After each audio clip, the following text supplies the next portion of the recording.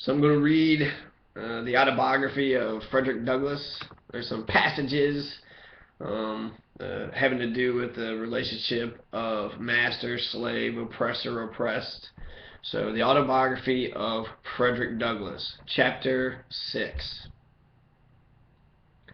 My new mistress proved to be all she appeared when I first met her at the door, a woman of the kindest heart and finest feelings. She had never had a slave under her control previously to myself, and prior to her marriage she had been dependent upon her own industry for a living. She was by trade a weaver, and by constant application to her business she had been in a good degree preserved from the blighting and dehumanizing effects of slavery. I was utterly astonished at her goodness. I scarcely knew how to behave towards her. She was entirely unlike any other white woman I had ever seen. I could not approach her as I was accustomed to approach other white ladies. My early instruction was all out of place. The crouching servility, usually so acceptable a quality in a slave, did not answer when manifested towards her. Her favor was not gained by it. She seemed to be disturbed by it. She did not deem it imprudent or unmannerly for a slave to look her in the face. The meanest slave was put fully at ease in her presence, and none left without feeling better for having seen her. Her face was made of heavenly smiles, and her voice of tranquil music. But alas, this kind heart had but a short time to remain as such. The fatal poison of irresponsible power was already in her hands, and soon commenced its infernal work. That cheerful eye, under the influence of slavery, soon became red with rage. That voice, made all of sweet accord, changed to one of harsh and horrid discord, and that angelic face gave place to that of a demon. Very soon after I went to live with Mr. and Mrs. Auld, she very kindly commenced to teach me the ABC, and after I had learned this, she assisted me in learning to spell words of 3 or 4 letters. Just at this point of my progress, Mr. Auld found out what was going on, and at once forbade Mrs. Auld to instruct me further, telling her, among other things, that it was unlawful as well as unsafe to teach a slave to read. To use his own words further, he said, "If you give a nigger an inch, he will take an ell. A nigger should know nothing but to obey his master, to do as he is told to do. Learning would spoil the best nigger in the world. Now," said he, "if you teach that nigger," speaking of myself, "how to read, there would be no keeping him. It would forever unfit him to be a slave. He would at once become unmanageable and of no value to his master, and to himself. It would do him no good but a great deal of harm. It would make him discontented and unhappy." These words sank deep into my heart, stirred up sentiments within that lay slumbering, and called into existence an entirely new train of thought. It was a new and special revelation, explaining dark and mysterious things with which my youthful understanding had struggled, but struggled in vain. I now understood what had been to me a most perplexing difficulty, to wit, the white man's power to enslave the black man. It was a grand achievement, and I prized it highly. From that moment I understood the pathway from slavery to freedom. It was just what I wanted, and I got it at a time when I the least expected it. Whilst I was saddened by the thought of losing the aid of my kind mistress, I was gladdened by the invaluable instruction which, by the merest accident, I had gained from my master. Though conscious of the difficulty of learning without a teacher, I set out with high hope and a fixed purpose, at whatever cost or trouble, to learn how to read. The very decided manner with which he spoke and strove to impress his wife with the evil consequences of giving me instruction served to convince me that he was deeply sensible of the truths he was uttering. It gave me the best assurance that I might rely with the utmost confidence on the results which he said would flow from teaching me to read. What he most dreaded, that I most desired; what he most loved, that I most hated. That which to him was a great evil, to be carefully shunned, was to me a great good, to be diligently sought. And the argument which he so warmly urged against my learning to read only served to inspire me with a desire and determination to learn. In learning to read I owe almost as much to the bitter opposition of my master as to the kindly aid of my mistress. I acknowledge the benefit of both. I had resided but a short time in Baltimore before I observed a marked difference in the treatment of slaves from which I had witnessed in my country. A city slave is almost a free man compared with a slave on a plantation. He is much better fed and clothed, and enjoys privileges altogether unknown to the slave on the plantation. There's a vestige of decency, a sense of shame that does much to curb and check those outbreaks of atrocious cruelty so commonly enacted upon the plantation. He's a desperate slaveholder who will shock the humanity of his non-slaveholding neighbors with the cries of his lacerated slaves. Few are willing to incur the odium attached to the reputation of being a cruel master, and above all things, they would not be known as not giving a slave enough to eat. Every city slaveholder is anxious to have it known to him that he feeds his slaves well, and it is due to them to say that most of them do give their slaves enough to eat. Okay, so that's a comparison between the city slaves and plantation slaves, so country slaves. I guess a country nigger versus a city nigger. Because I don't like using that term, but in context, I believe it should be used, especially since it eviscerates the relationship between master and slave. Slavery is so barbaric, yet we have wage slavery, and we have, a hierarchy within our education and social, political, business worlds. So, which is an interesting argument, but actually I want to talk about previously what he was talking about with his mistress, the wife, Mrs. Auld. So you had Mr. Auld and Mrs. Auld, and Mrs. Auld was sweet, like an angel, right?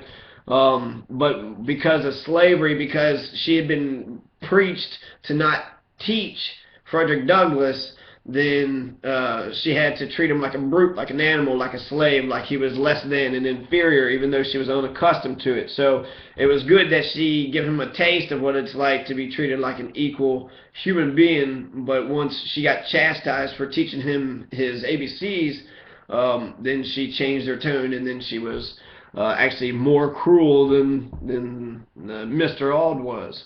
And Frederick Douglass stayed in their house for 7 years. This is during his childhood, I think, until 17 years old, so it was during his teenage years.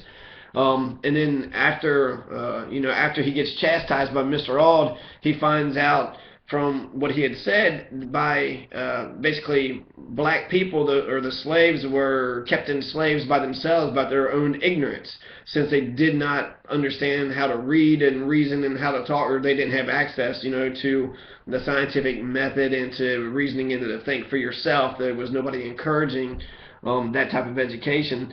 They were, intentionally kept ignorant. So there was a whole system that was in place, which was, one of the structures was violence, but another one was ignorance. And because of that explanation for why he wasn't allowed to read, that convinced Frederick Douglass that education is how he's going to get liberation. If he can learn how to read, then he will be free.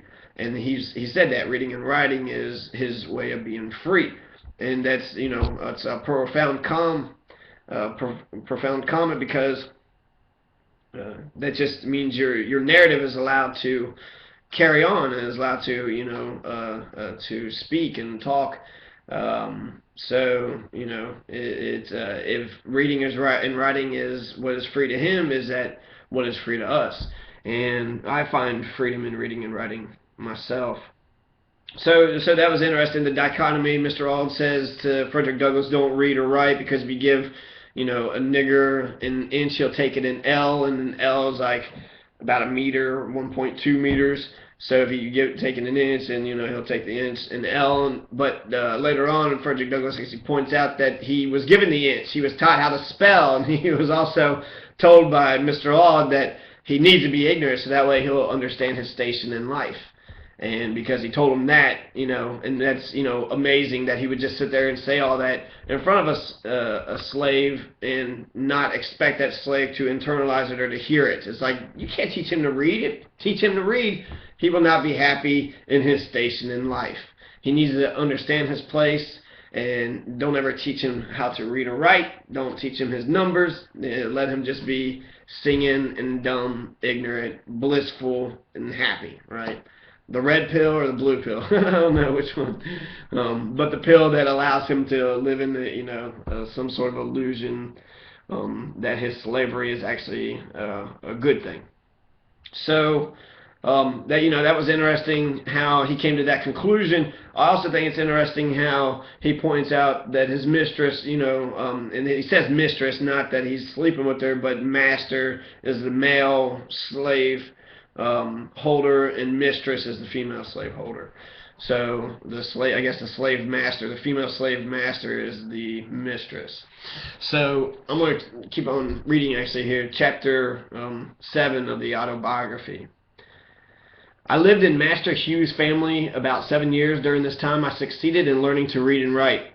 In accomplishing this, I was compelled to resort to various stratagems. I had no regular teacher. My mistress, who had kindly commenced to instruct me, had, in compliance with the advice and direction of her husband, not only ceased to instruct, but had set her face against my being instructed by anybody else. In due, however, to my mistress to say of her that she did not adopt this course of treatment immediately, she at first lacked the depravity indispensable to shutting me up in mental darkness. It was at least necessary for her to have some training in the exercise of irresponsible power to make her equal to the task of treating me as though I were a brute. My mistress was, as I have said, a kind and tender-hearted woman, and in the simplicity of her soul she commenced, when I first went to live with her, to treat me as she supposed one human ought to treat another. In entering upon the duties of a slaveholder, she did not seem to perceive that I sustained to her the relation of a mere chattel, and that for her to treat me as a human being was not only wrong, but dangerously so. Slavery proved as injurious to her as it did to me. When I went there, she was a pious, warm, and tender-hearted woman. There was no sorrow or suffering for which she had not a tear. She had bread for the hungry, clothes for the naked, and comfort for every morning that came within her reach. Slavery soon proved its ability to divest her of these heavenly qualities. Under its influence, the tender heart became stone, and the lamb-like disposition gave way to one of tiger-like fierceness. The first step in her downward course was in her ceasing to instruct me. She now commenced to practice her husband's precepts. She finally became even more violent in her opposition than her husband himself.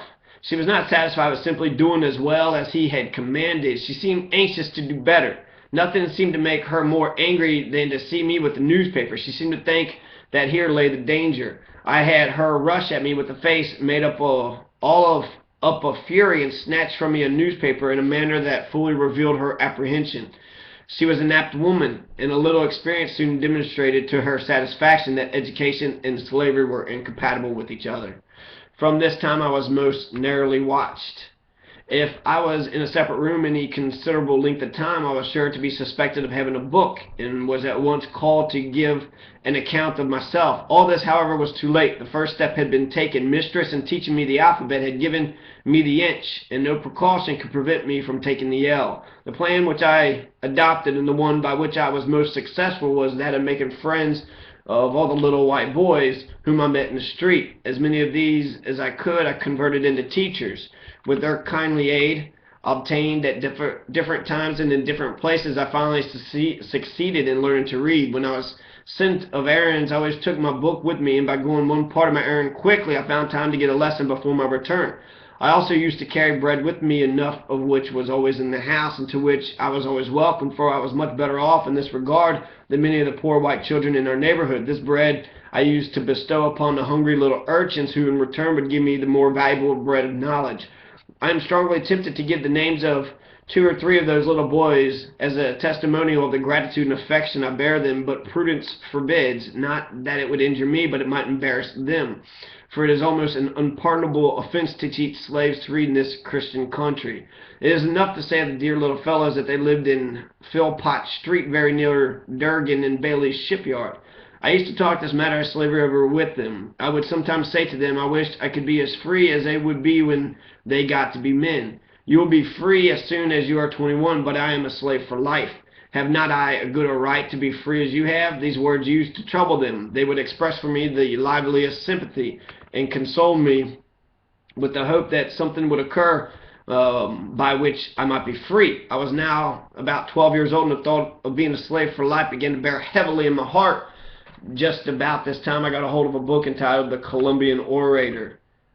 Every opportunity I got, I used to read this book. Among much of other interesting matter, I found it in a dialogue between a master and his slave. The slave was represented as having run away from his master 3 times. The dialogue represented the conversation which took place between them when the slave was retaken a 3rd time. In this dialogue, the whole argument on behalf of slavery was brought forward by the master, all of which was disposed of by the slave. The slave was made to say some very smart as well impressive things in reply to his master, things which had the desired though unexpected effect, for the conversation resulted in the voluntary emancipation of the slave on the part of the master.